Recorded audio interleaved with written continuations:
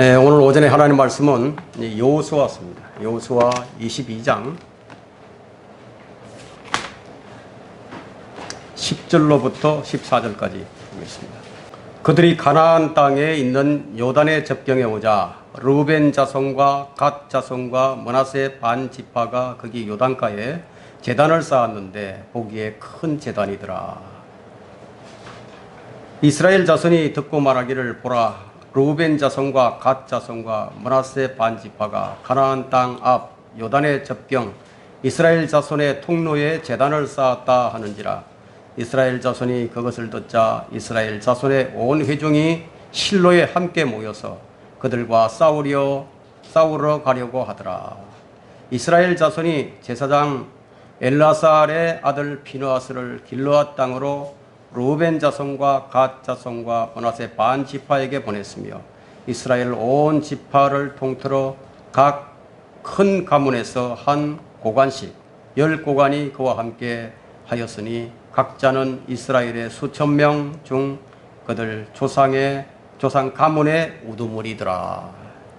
오늘 이 설교 제목은 교회 안에서 오해로 빚어지는 위기들이라는 제목으로 설교하도록 하겠습니다. 이 여호수아서는 약속의 땅을 어떻게 정복을 하고 또 어떻게 그 땅을 분배하는가를 보여주는 책이에요. 전쟁의 책입니다.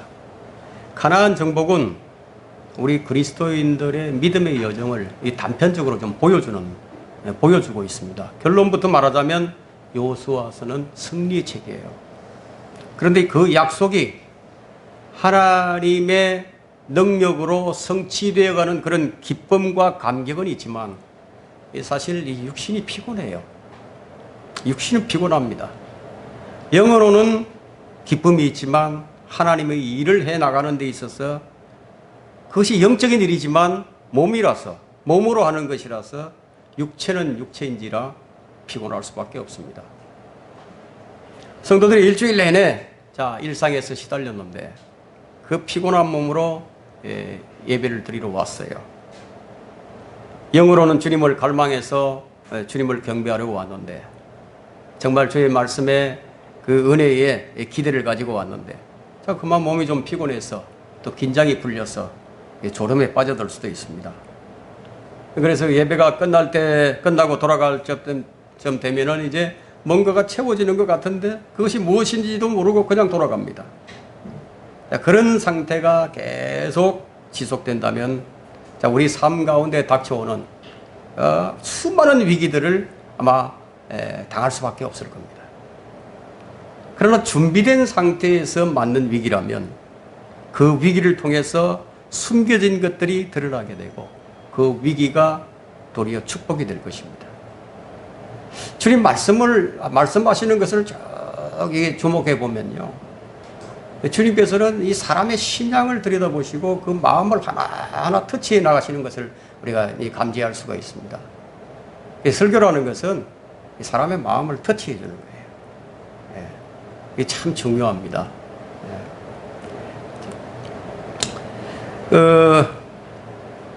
사실 우리 믿음의 여정에서요, 이런 위기들은 참 많이 경험됩니다. 정말 절망할 수밖에 없는 위기였는데, 사면초가 같았는데, 그 위기를 통해서 자신을 들여다보게 되고, 또 잘못된 부분들이 발견되고, 그 잘못된 부분들을 해결해가는 계기가 된 적이 한두 번이 아닐 것입니다. 개인적인 경우도 있겠지만, 교회 내에서 빚어지는 경우도 많이 있습니다. 이런 위기들을 어떻게 극복할 것인가를 이 본문의 말씀을 통해서 조명을 해보고자 합니다.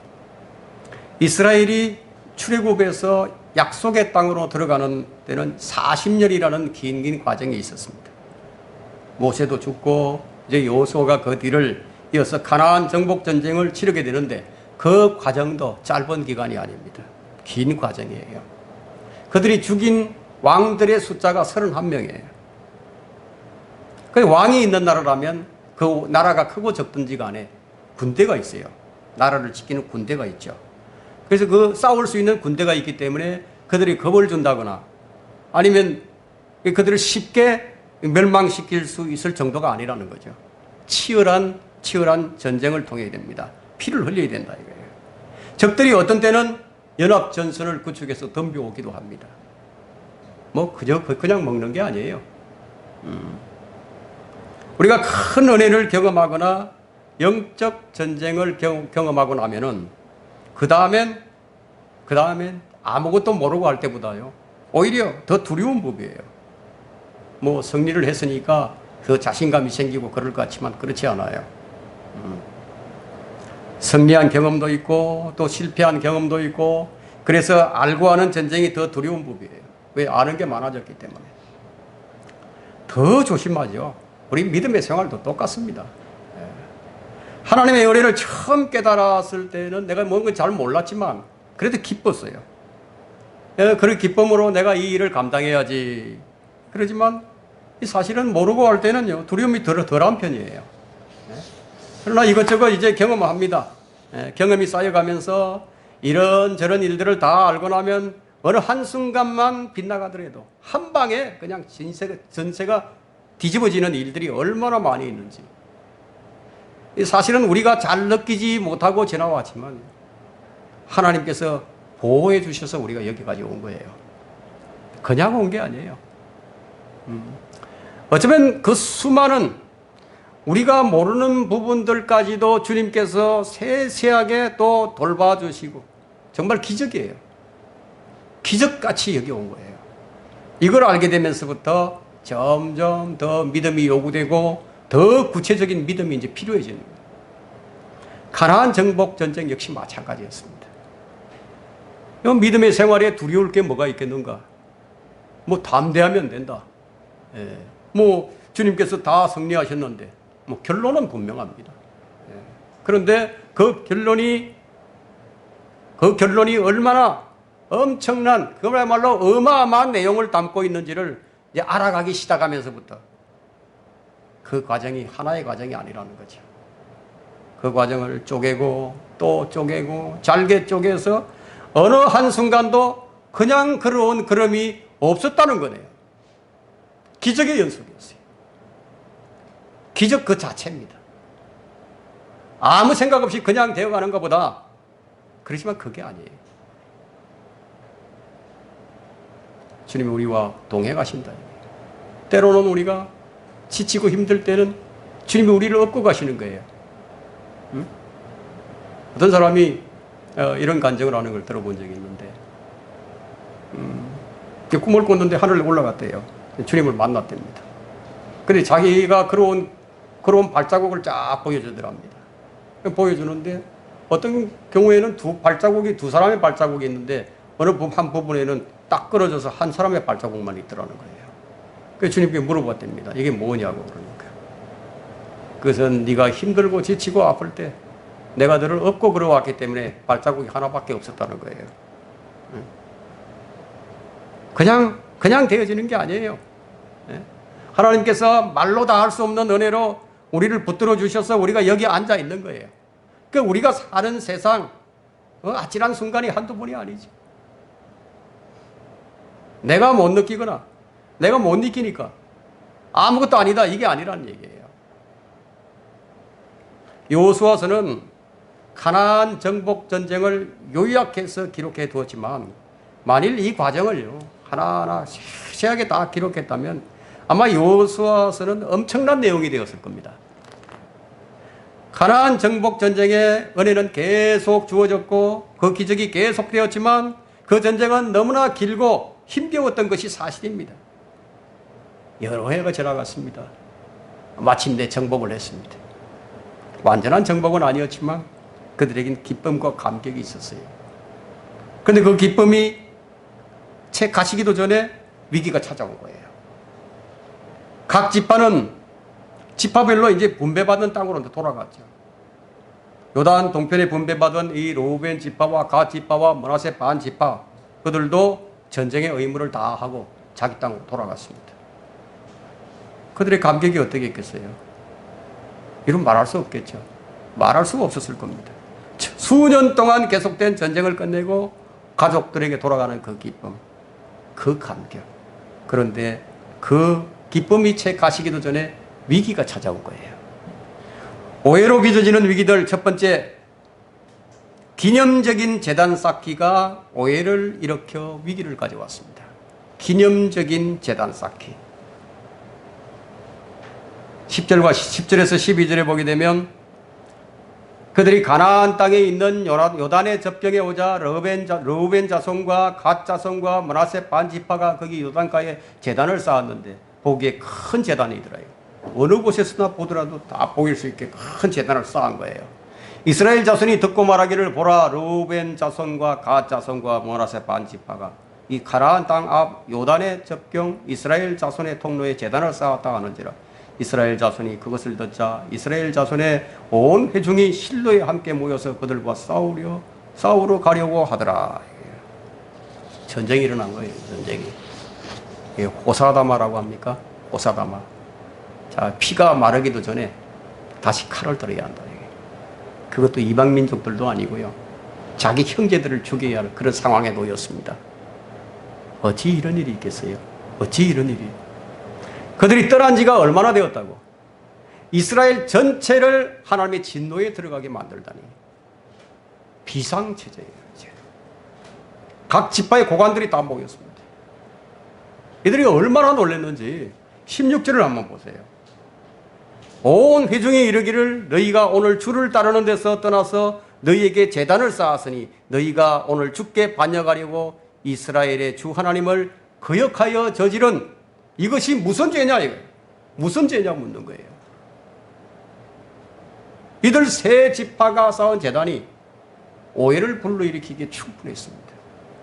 여러분 오해란 없을 수 없어요. 오해란 없을 수가 없어요. 있긴 마련입니다. 언제나 생겨나는 법입니다.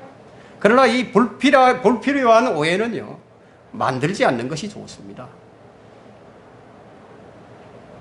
그들이 아무리 좋은 의도에서 기념비적인 제단을 쌓았지만 그것은 사실 불필요한 것이었어요. 그들은 성막에서만 반드시 번제를 드려야 하기 때문에 제단이 필요 없죠.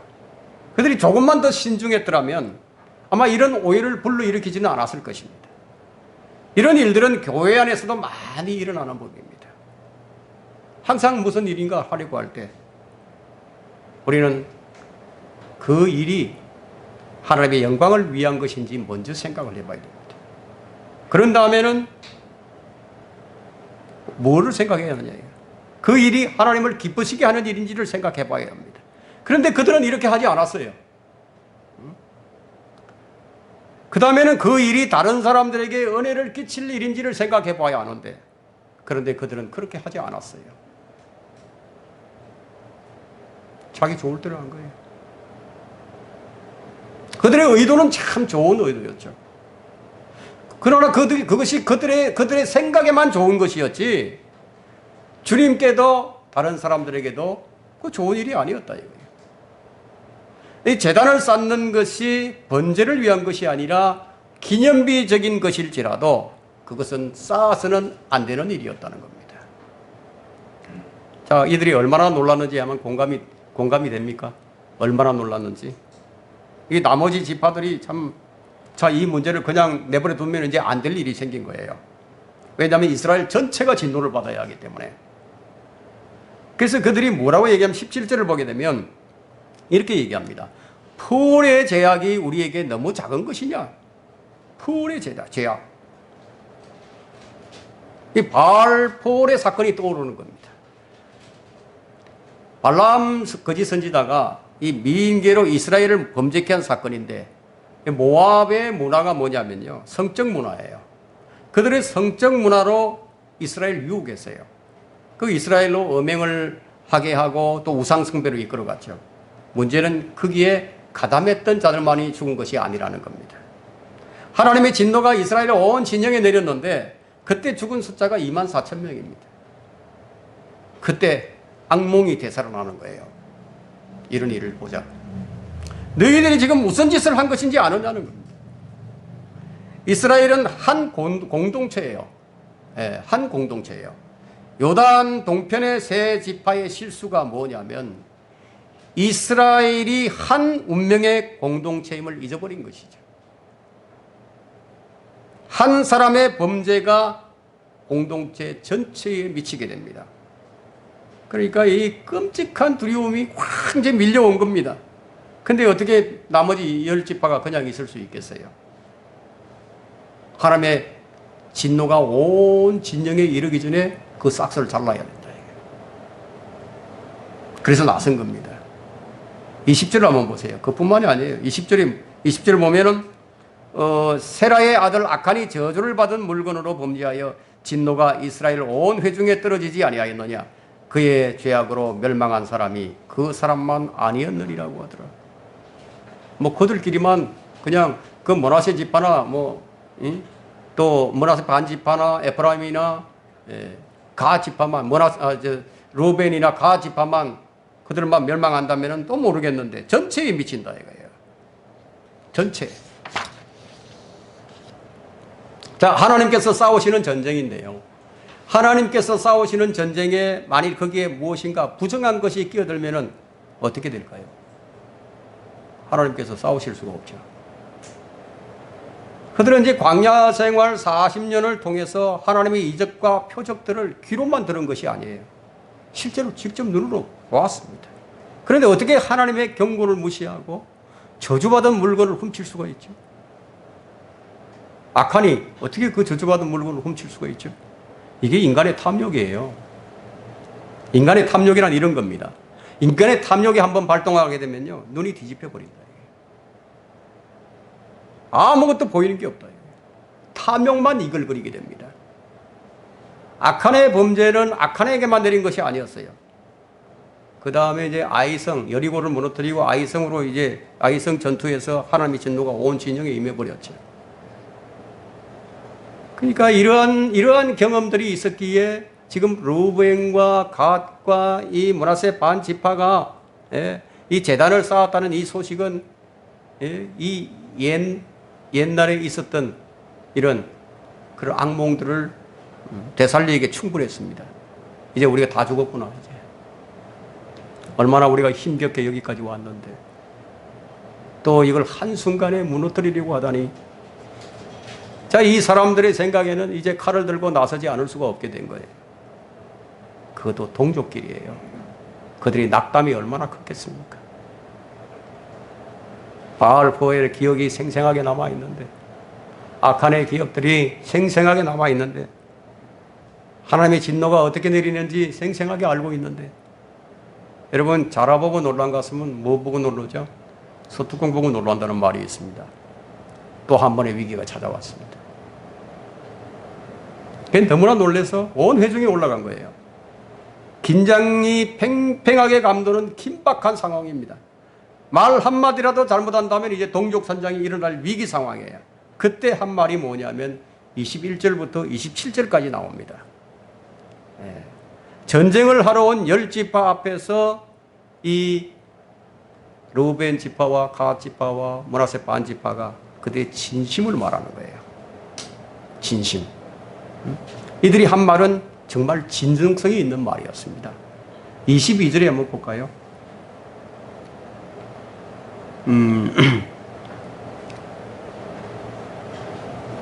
그 22절에 보시면요, 신들 중에 주 하나님께서 아시니 이스라엘도 알지니라. 만일 이 일을 주께 반역하는 마음이나 범죄하는 마음으로 행했다면 오늘 우리를 구원하지 마소서. 오늘 우리를 구원하지 마옵소서.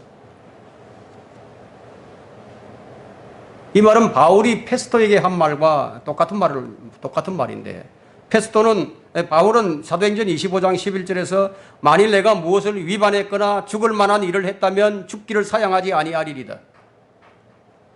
쉽게 말해서 우리가 반역을 했거나 또 이 부분에 있어서 죄가 있다면 우리를 죽여도 좋다고 말을 하고 있는 겁니다. 우리를 죽여도 좋다고. 참 지혜로운 말이 아닐 수가 없죠. 우리 교회 안에서 이런 지혜로운 말이 필요합니다. 여러분 모두가 지혜가 있어야 합니다. 물론 오해를 불러일으킬 만한 일을 했지만, 근데 그 동기를 알고 봤더니 오히려 그들을 기쁘게 한 것이라고 30절에 말합니다. 오히려 그들을 기쁘게 했다 이거예요. 30절 끝에 보면요, 이 르우벤 자손과 갓 자손과 므낫세 자손이 한 말을 들으니 그 말이 그들을 기쁘게 하였더라. 그 말이 그들을 기쁘게 하였더라. 여러분, 누구를 기쁘게 한 거죠? 기쁘게 했는데 누구를 기쁘게 했어요? 주님을 기쁘게 했다는 말이 없죠. 그들을 기쁘게 했다는 점에 주목을 해보세요. 이 기념비적인 재단이 그들 자신들을 사라질 뻔하게 했던 위기입니다. 자, 이들 모두가 다 지금 얼마나 이기적인가를 한번 보세요. 여기서 주님은 빠져 있어요. 지금 주님이 안 보이는 거예요. 배제되어 있습니다. 이들은 한 번도 이 일로 인해서 주님께 물었다는 기록이 없어요. 주님께 묻질 않았어요. 불필요한 재단을 쌓았죠. 그 오해를 불러일으킬 만한 재단이라면 뭐라고 얘기해야 되겠습니까? 기뻐만 할 것이 아니라 뭐라고 얘기되죠? 너희들이 쌓았으니까 너희들이 그 재단을 너희 손으로 홀라고 얘기를 해야죠. 불필요한 것이니까요.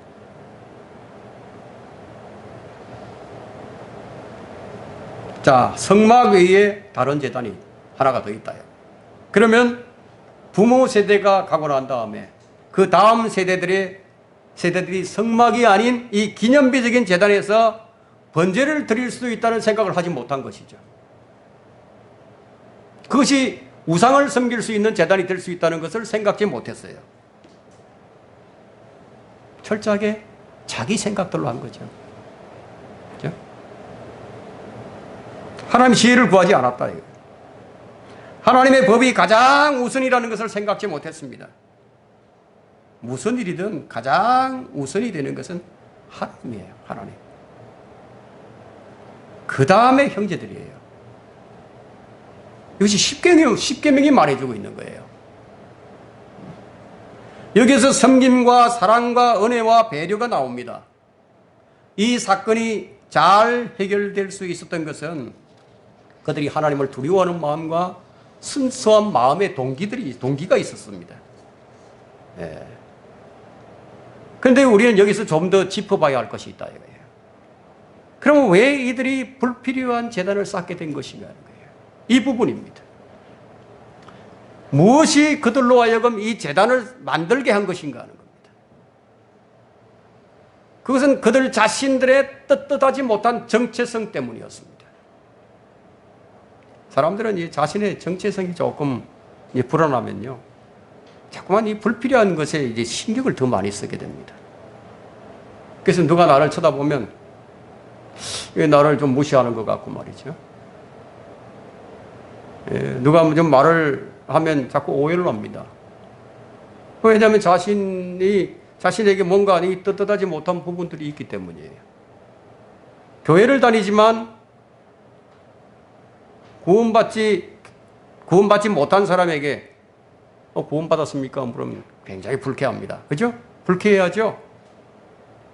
왜 불쾌해하죠? 그가 구원에 대한 확신이 분명하지 않은 사람이기 때문이에요. 자신의 구원이 확실하다면 하나님의 은혜가 너무 감사해서 자꾸만 간증을 하고 싶겠죠. 누가 좀 물어봐 주지 않느냐 이거예요. 그럼 내가 간증을 한번 할 텐데. 근데 어떤 정체성이 이제 좀 불안해지면요, 그 누가 물어볼까봐 겁이 나는 거예요. 그 르우벤과 갓 지파는 한 개인이 아니라 한 공동체로서 하나님의 계획 안에 든 특별한 선택받은 민족에 속한 지파들이다 이거예요. 그냥 이 땅에서 그냥 잘 먹고 잘 살고 시집가고 장가가고 그렇게 살다 죽는 보편적인 사람들이 아니라는 겁니다. 그렇게 살라고 그 이집트에서 불러낸 것이 아니에요. 그런 보편적인 삶을 살라고 그 어마어마한 기적들을 보여주시고 이적과 표적을 보여주시면서 가나안 땅에 들여보낸 것이 아니라는 겁니다. 인생의 복이 극이 있지 않기 때문에 이 복의 조건으로 삼으려고 불러주신 겁니다. 이 저주받은 죄인이 아니라 하나님의 복을 받는 자녀로서 부르신 것입니다. 기껏 죄에 질질 끌려다니다가 죽을 인생이 아니라 영원한 생명으로 이들을 부르신 것입니다. 남들보다 좀 더 잘 살고 더 오래 살고 평안을 누리면서 사는 이런 따위가 복이 될 수 없다는 거예요. 그런데 이런 복으로 부르심을 받고 그 땅으로 들어가다가 쓸데없는 일을 만들어서 쓸데없는 일을 만들어서 위기를 자초한 것입니다. 오해를 불러온 위기들 두 번째는 원인 없는 위기는 없습니다. 원인 없는 위기는 없어요. 자, 우리나라는 주권을 잃고 일본 식민지가 됐죠. 그래서 36년 동안이나 고난과 시련을 겪다가 참으로 기적적으로 해방이 됐는데 그만 남북으로 또 갈라져 가지고 이제 5년이 채 되기도 전에 한국 전쟁이 일어났습니다. 그래서 이 나라가 폐허가 됐죠. 다리가 없어서 한강을 뭘로 건너면 나룻배로 건너야만 했습니다. 그런데 그것이 그 역사에가요 원인이 없진 않았어요. 그런 원인이 있었습니다. 자, 그랬던 나라가 아주 가난한 나라가 이제 경제 12위로 온 세계가 주목할 수 있는 부강한 나라를 이루었습니다. 집집마다 차가 한두 대씩은 다 있어요. 뭐 여행을 가려면 어느 나라든지 갈 수 있어요. 누가 이런 나라가 될 줄 상상이나 했겠습니까? 이런 나라가 침몰하고 있는 것이 우연입니까? 원인이 없이 된 것입니까? 반드시 그 원인이 있는 거예요. 마찬가지로 루벤, 갓, 이 지파도 이 원인이 있었기 때문에 이런 위기를 자초하게 됐습니다. 그런데 이들에게는 어떤 콤플렉스가 있었나 하면요, 요단 동편에 바산왕 옥과 시온왕이 거주하던 이 땅이 넓고 좀 기름져 보였어요. 그러자 그만 욕심이 생긴 거죠. 다른 지파들은 다 제비를 뽑아서 땅을 분배받는데 이 로벤과 가 지파는 뭐 그들이 그 땅을요 욕심내어서 차지한 거예요. 그들에게 이런 콤플렉스가 있었던 거예요. 40년의 광야 생활을 지나서 도저히 올 수 없는 곳으로 하나님의 은혜로 이곳까지 왔다 이거예요. 그런데 자기들이 제비 뽑아서 된 것이 아니라 자신들이 원해서 그걸 차지하게 되니까 다른 지파들이 우리를 어떻게 생각할까? 콤플렉스가 있는 거예요. 하나님의 은혜로 이곳까지 와가지고 약속의 땅을 눈앞에 바라보면서 그 땅을 차지해야만 하는 그런 역사적인 순간에 광야에서 하나님을 진노케 해서 20세 이상이 다 죽는 것을 목도하면서도 영적인 것을 못 보니까 영적인 것을 못 보는 거예요. 그 어마어마한 그런 기적과 표적들을 다 봤는데, 다 경험했는데 영적인 것을 못 본다 이거예요. 부모 세대가 다 죽는 것도 보았는데, 그런데 가나안 땅을 눈앞에 두고 요단 동편을 보니까 땅이 너무 좋아. 땅이 너무 비옥해요. 뭐 남이 어떻게 되든 상관이 없고, 자, 우리 두 지파가 이걸 차지하자. 자, 이렇게 됐던 겁니다. 자, 이런 잘못이 있었기 때문에 얼마나 전쟁 기간 동안에 자식과 처자식이 보고 싶겠습니까? 가족들이 보고 싶었겠어요. 처자식들이 지금 기다리고 있는데, 그런데 그 일이 원인이 되어서 그만 염려가 생긴 거예요. 그 자격지심으로 인해서 소외감을 느낀 겁니다. 요단 동편에 있는 우리가 요단 서편에 있는 지파들로부터 소외를 당하면 어떻게 될까? 어떻게 하나? 걱정이 생긴 거죠. 우리 자식들이 그들에게 소외를 당하게 되면 어떻게 될까? 그들이 한 짓이 있으니까요. 그들 존재감이 불안했던 겁니다. 누가 말하지 않았는데도 그냥 괜히 불안한 거예요. 이게 르우벤과 갓 지파의 심정이었어요. 자기들이 선택한 결과로 인해서 두고두고 자존감이 흔들리는 거예요. 그러니까 전쟁에서 큰 공을 세우고도 불안한 겁니다. 너희들이 우리를 모른다고 하면 어떡할까? 너희들이 우리 자손들을 모른다고 하면, 이런 생각이 든 거예요. 다른 지파들은 그렇게 생각도 안 했는데 자신의 약점 때문에 이런 오해를 제공하게 된 겁니다. 어떤 잘못은요, 평생 상처로 남아서 콤플렉스가 될 수 있습니다. 그 콤플렉스 때문에 자꾸만 엉뚱한 일을 하게 됩니다. 오늘 이 이야기는 이런 콤플렉스를 단 한 번에 날려버리는 계기가 되기를 바랍니다. 사람의 진정성은 감동을 줍니다.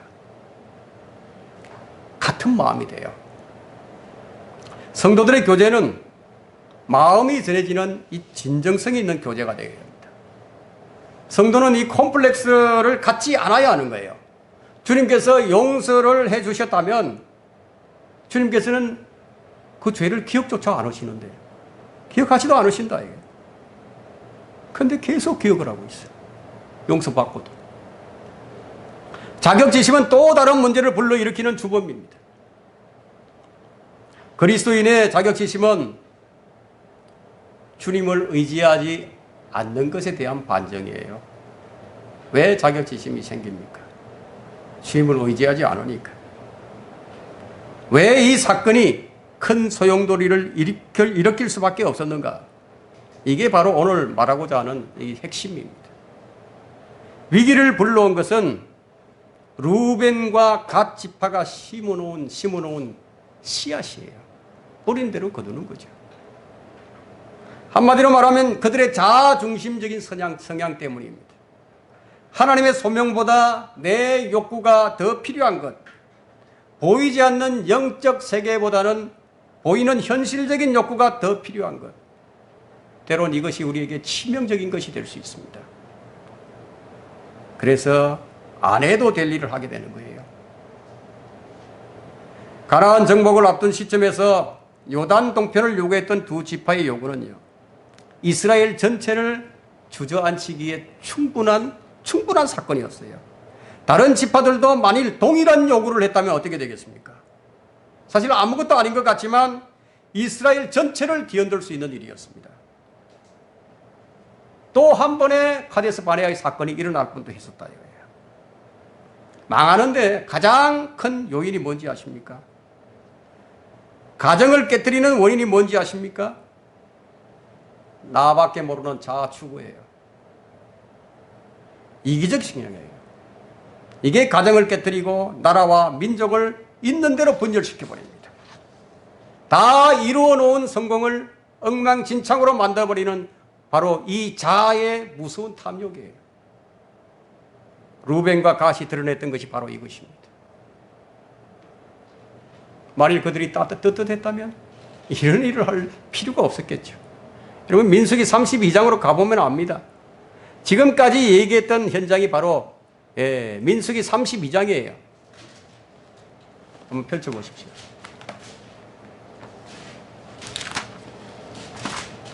민수기 32장 1절로부터 5절까지 보겠습니다.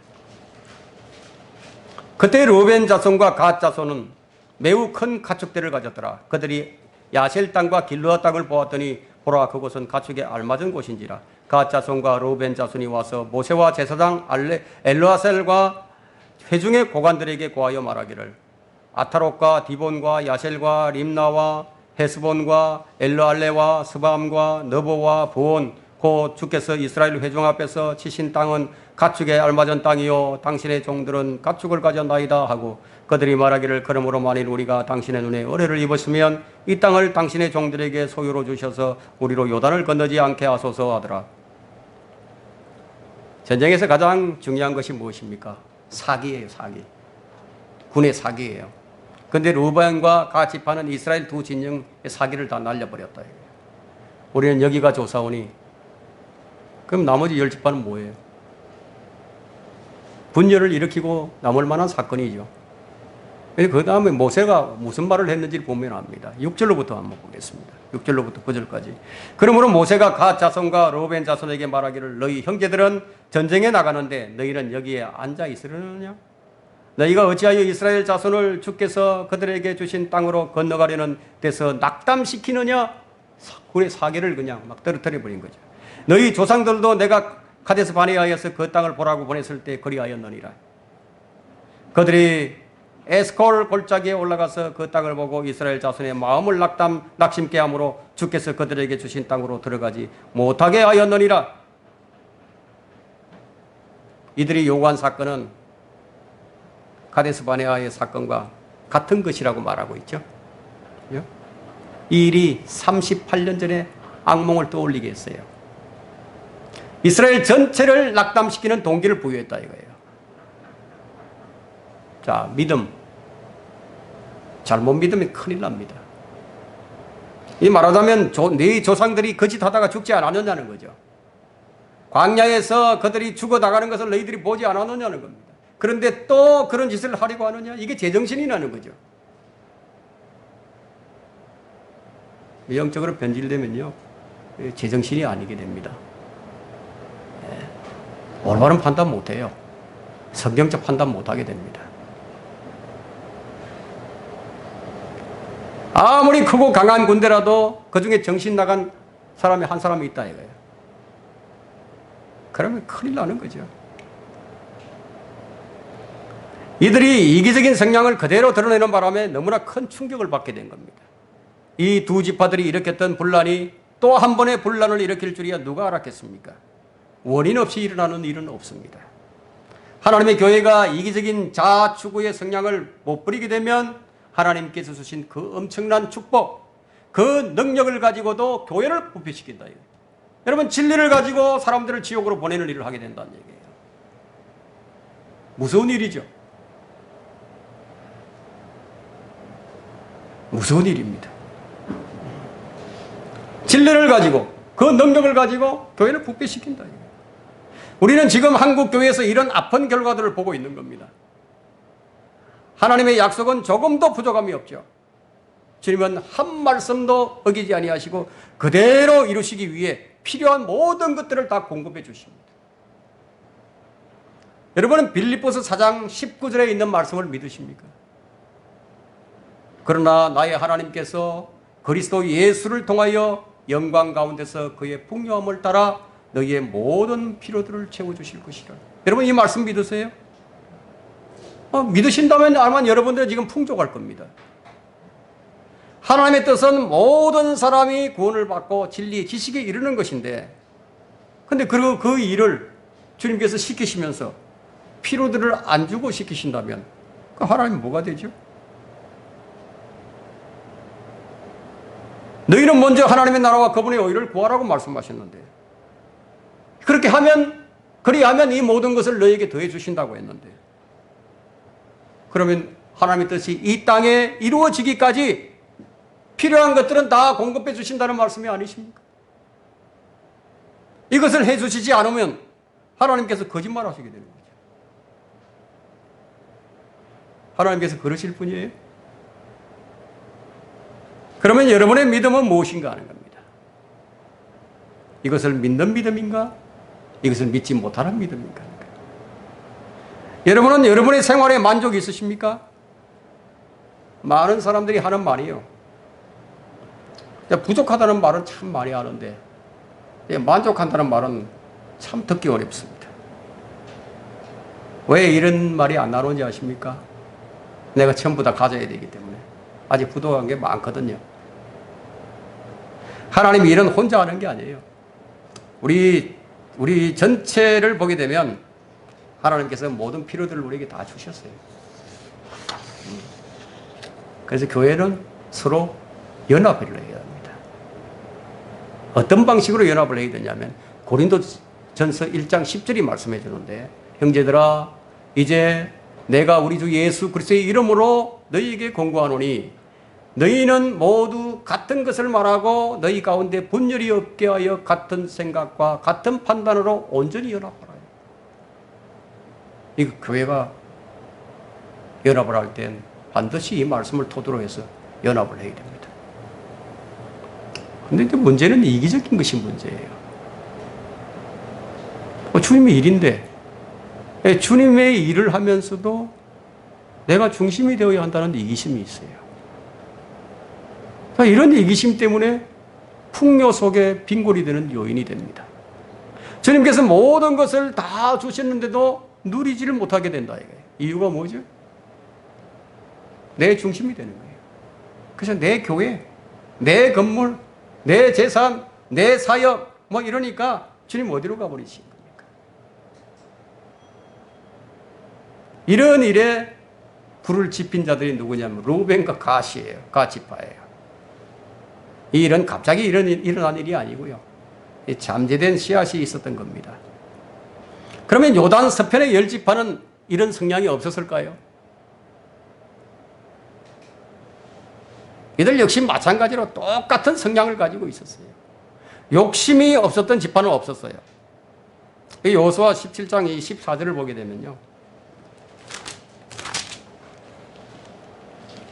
자, 요셉 자손이요. 요셉 자손이 여호수아에게 말하여 이르기를 주께서 지금까지 나에게 이처럼 복 주심으로 내가 큰 백성이 되었는데 어찌하여 당신은 나에게 오직 한 분깃만 유업을 받게 하시나이까? 저 불공평하다 이거예요. 우리가 이렇게 큰데 조금도 손해봐서는 안 된다 이거예요. 하나님께서 제비 뽑게 해주셨는 건데 누가 이것을 바꿀 수가 있겠어요? 이 르우벤과 갓 지파에게 있었던 그 탐심이 요셉 지파의 마음에도 불을 지폈다. 다른 지파들도 이런 생각들을 다 가지고 있었던 겁니다. 사실은 파라오의 군대가 가장 무서운 줄 알았는데 이 광야의 수많은 대적들이 무서운 줄 알았는데 알고 봤더니 그게 아니에요. 그토록 하나님의 능력을 맛보고도 여전히 강력하게 남아있는 적이 바로 이 저주받은 나의 자아라는 겁니다. 아마 여러분도 이걸 공감할 겁니다. 이 잠복에 있는 적이 상황과 조건만 맞으면 자 이게 비집고 나와요. 이게 나와서 싹을 피우고 그 다음에 열매를 맺어서 아주 무성한 숲을 이루게 됩니다. 평상시에는 쥐 죽은 듯이 조용히 있다가 결정적인 순간이 되면 제 목소리를 낼 명분만 찾게 되면 기가 막히게 그냥 비집고 올라오는 거예요.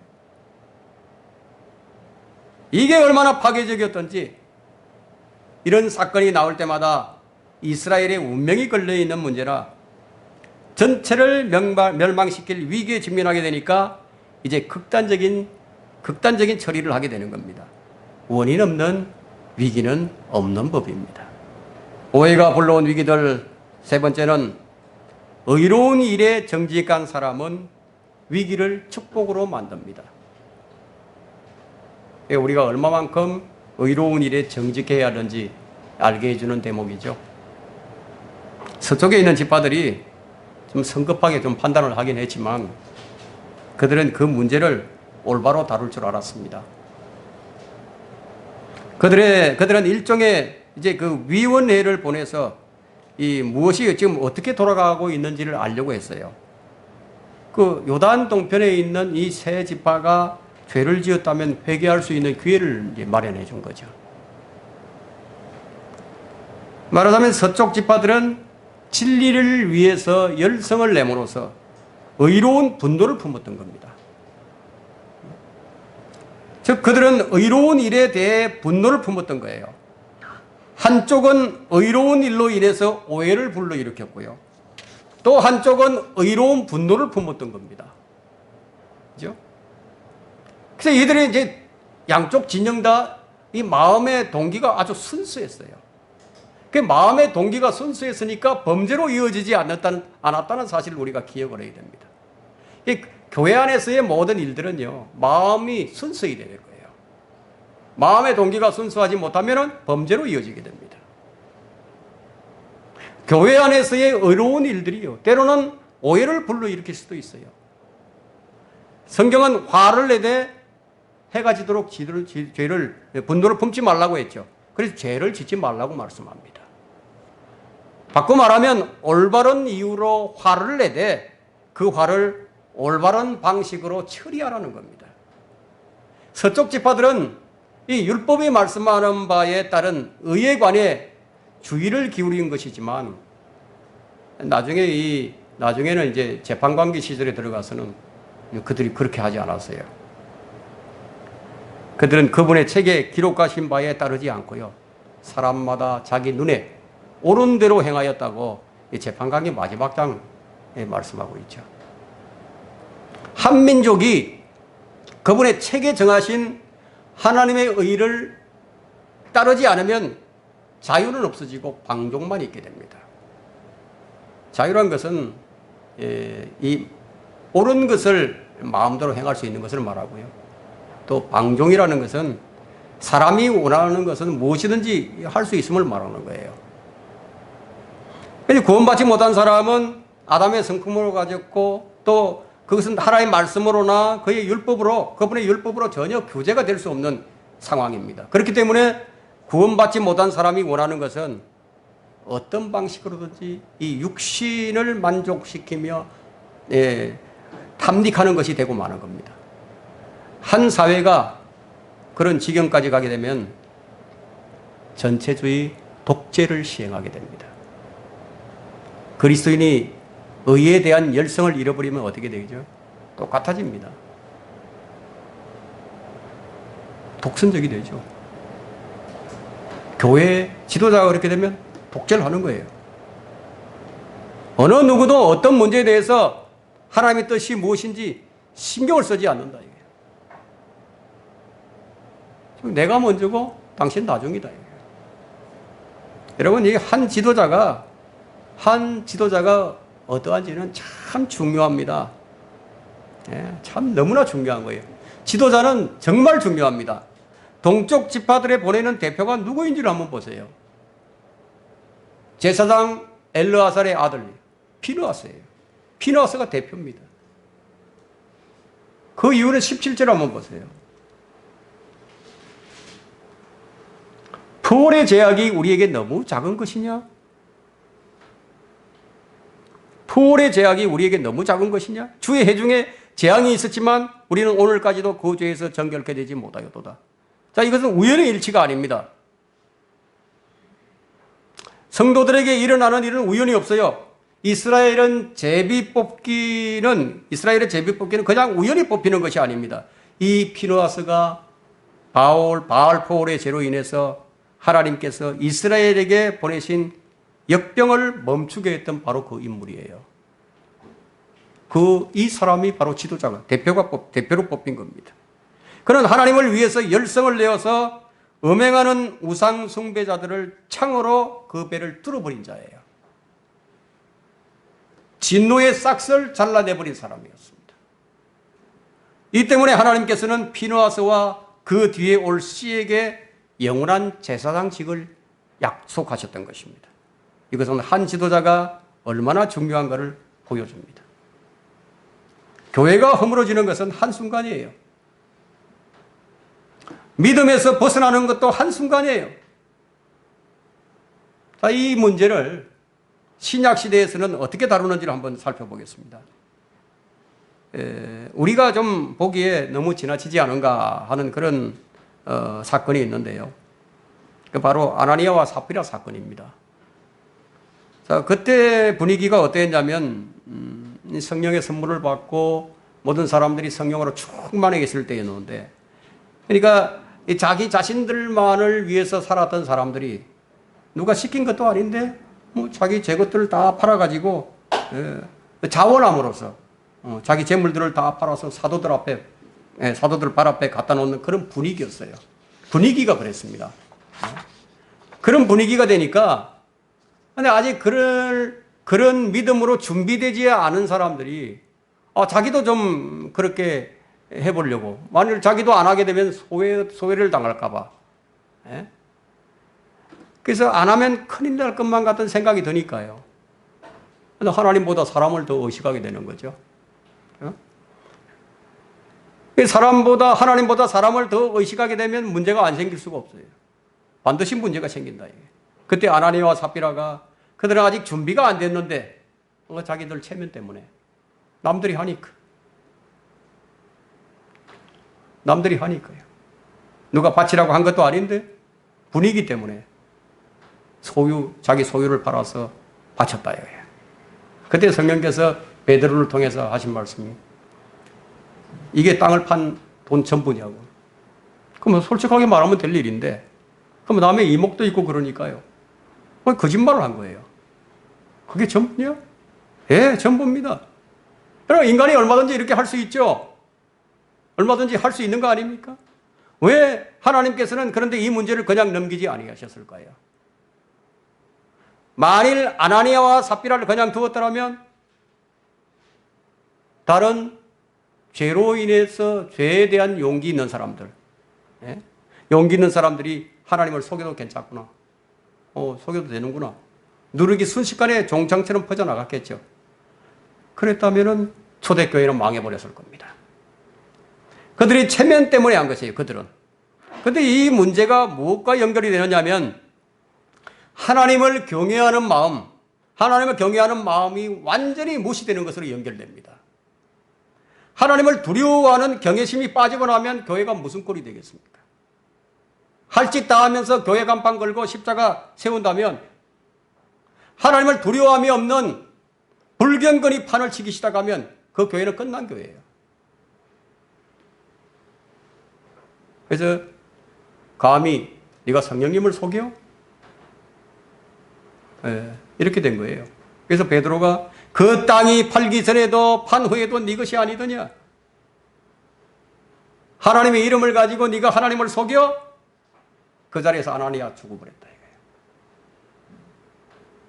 만일 초대교회에 이러한 것들이 그대로, 이러한 부정들이 그대로 용납이 되었다면 지금의 교회가 어떻게 되었겠습니까? 사실 우리가 아나니아와 삽비라 같은 자들이 아니었던가요? 이 사건을 왜 성경에 기록했을까요? 그 부정의 불씨가, 그 탐욕의 불씨가 꺼지지 않은 채로 그런 성향을 가진 사람들에게 용기를 준다면 하나님 앞에서도 거짓말을 밥 먹도록 할 겁니다. 이렇게 되면 교회가 아니라 사악한 집단이죠. 마음의 동기라는 것은요, 참 이렇게 중요한 거예요. 여러분의 내적인 변화보다도 어떤 외적인 일에 더 강조점을 두고 있는 자신을 발견한다면 그것은 언제나 조심해야 될 부분입니다. 만일 여러분의 내적인 변화가 없이 어떤 외적인 일을 하는데 더 열성적이라면 다시 그 열정을 검증하는 것이 더 낫습니다. 순수하지 못한 열정은 언제나 무엇을 행하는 것에 강조점을 두게 됩니다. 어떤 존재가 되느냐 하는 흥미가 없고 보이는 결과에만 흥미를 두게 됩니다. 바로 거기에 위험이 존재하게 되는 것입니다. 순수하지 못한 열정은 오해를 불러일으킵니다. 진리보다는 행동을 앞세우게 됩니다. 그런 열성은 삶의 중심에 있어 활동을 강조하는 양상을 보이게 됩니다.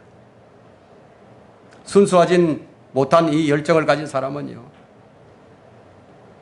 기쁘게 어떤 일을 하면서 거기서 이제 만족을 얻지만 문제는 그의 눈에 주님이 아니라 다른 사람이 보인다는 것이 문제예요. 다른 사람이 보여요. 순수하지 못한 열정은 진리보다는 경쟁심에 더 자극을 받게 됩니다.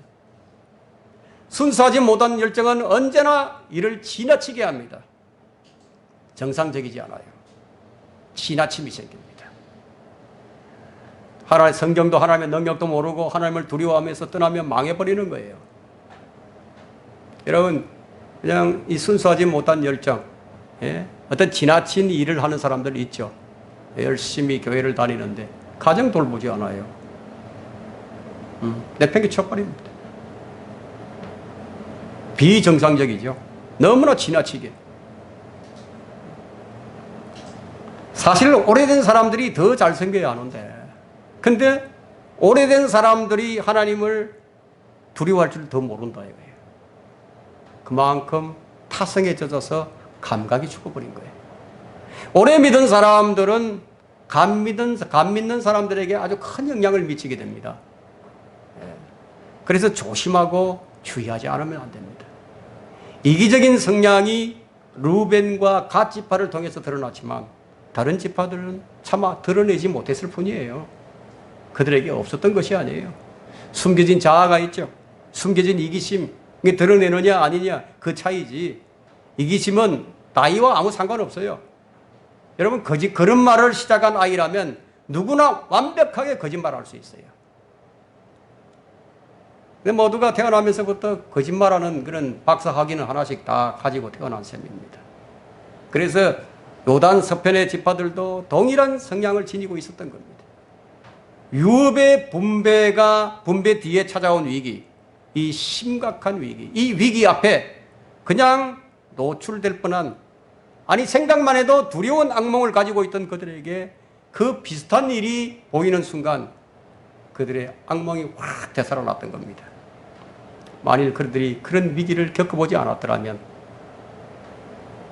어떻게 됐을까요? 위기의 순간에 그들은 매우 정직했습니다. 그들의 마음의 동기가 순수했기 때문에 이것이 결과적으로는 아름다운 이야기가 된 겁니다. 그들이 한 공동체임을 어느 때보다도 완벽하게 인식하는 계기가 됐어요. 하나님 앞에 결코 우상은 용납될 수 없다. 하나님을 정말 두려워하는 그들의 믿음을 그대로 드러내는 그런 사건이 되었고, 그리고 그들의 오해를 받았던 요단의 동편 지파들은 그의 마음에 있는 중심을 다 얘기하면서 그들의 콤플렉스, 그 심적 부담감을 한순간에 다 그것으로 떨쳐버리게 된 겁니다. 그들의 콤플렉스를 날려버리는 위기가 가져다준 선물이었습니다. 결론을 짓겠습니다. 불필요한 오해는 만들지 않는 것이 좋습니다. 만일 이들이 만든 오해가 한쪽이라도 의에 깨어있지 않았다면 어떻게 되겠어요? 한쪽이라도 큰 위기로 이어졌을 겁니다. 오늘날 지역교회들에는 초대교회에서 찾아볼 수 없는 것들이 참 많이 있습니다. 예를 들자면 바울은요, 이 13권의 책을 썼죠. 신약 교리서를요. 근데 그 교리서에 우리 신약교회에서 실행하고 있는 모든 것들이 다 기록되어 있지 않아요. 다 기록되어 있지 않습니다. 교회의 음양 시스템에 대해서 바울이 말한 적이 없죠. 그런 말을 한 적이 없다고 해서 자, 이것이 비성경적이다 이렇게 말할 수 없잖아요. 이럴 때 일반적으로 따를 수 있는 원칙이 뭐냐면 그것이 성경과 반대되지 않는 것이라면, 그것이 확실하게 잘못된 것이 아니라면, 하나님의 영광과 죄인들을 구원하고 성도들을 세우는 것에 그것을 사용할 수 있는 것이라면 받아들여야 된다. 교회 안에서 이런 것으로 구분하는 거예요. 어떤 일을 할 때. 34절에 보시면요, 루벤 자손과 갓 자손이 그 제단을 에드라 칭하였으니 이는 그 단에 우리 사이에 주가 하나님이시라는 증거가 됨이라. 자신들이 부려놓은 시 때문에 일어난 사건이지만 결과는 위기가 축복으로 이스라엘의 온 지파가 하나됨을 증명하는 계기가 된 겁니다. 우리는 결코 하나님을 떠나지 아니할 것이다. 우리는 영원히 자자손손대대로 하나님을 두려워하고 그분만을 섬기는 지파로 남겠다는 이런 결의를 다진 아름다운 이야기가 된 것입니다. 참으로 하나님의 영광을 드러내는 사건이었죠. 우리 생활에도 이런 오해와 위기가 찾아옵니다. 교회 안에서도 이러한 오해들로 인한 위기가 참 많이 찾아옵니다.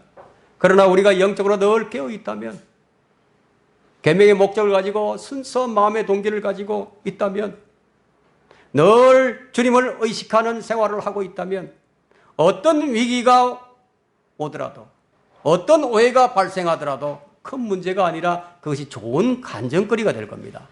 오늘 이 말씀을 통해 위기를 어떻게 넘겨야 할지 그것을 아는 계기로 삼아서 늘 승리하는 믿음의 성도들이 되시기를 바랍니다.